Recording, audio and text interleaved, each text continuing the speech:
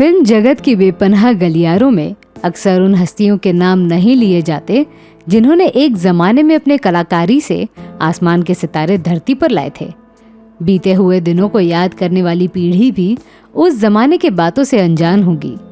नमस्कार दोस्तों, मैं हूं अनामिका। यादों के सफर में इस सीरीज में हम आज याद करेंगे जॉन कवास को।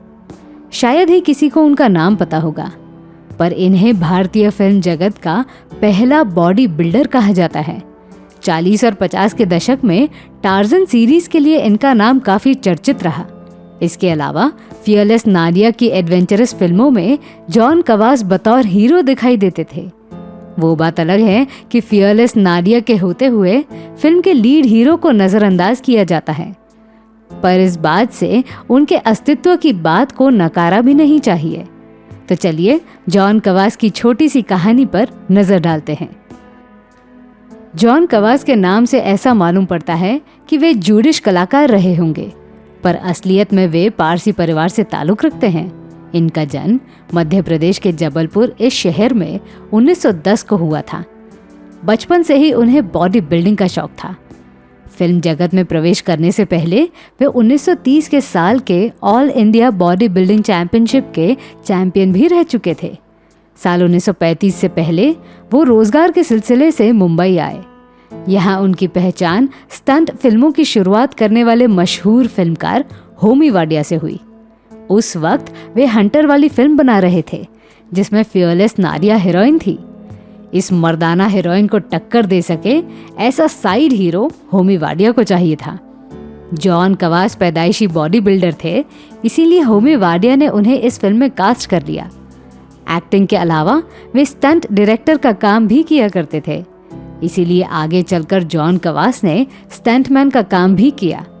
1935 में रिलीज हुई हंटर वाली फिल्म पूरे भारत में मशहूर हुई और फियरलेस नाडिया के साथ दूसरे कलाकार भी रातों रात स्टार बन गए, जिसमें जॉन कवास भी थे। इस फिल्म के बाद जॉन कवास एक जैसी फिल्मों में नजर आने लगे। होमी वाडिया द्वारा बनाई गई टार्जन सीरीज में जॉन कवास अपनी बॉडी दिखाते हुए नजर आते थे।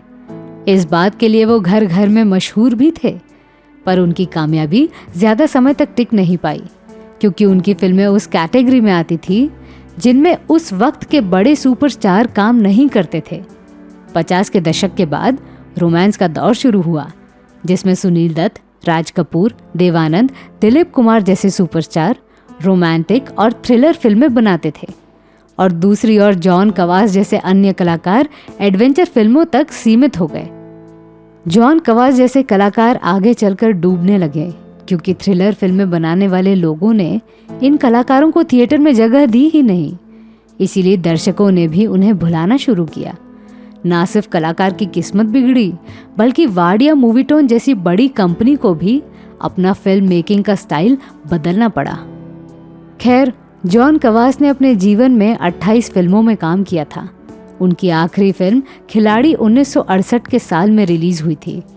आज के दौर में हमारे पास जॉन कवास को लेकर इतनी ही जानकारी है, पर कहा जाता है कि उनका देहांत 4 अक्टूबर 1993 में हुआ था।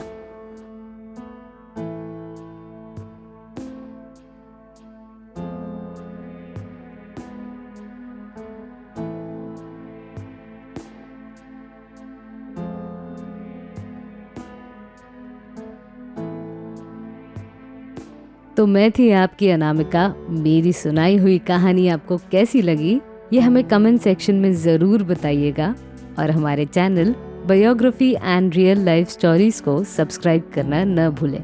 नमस्कार।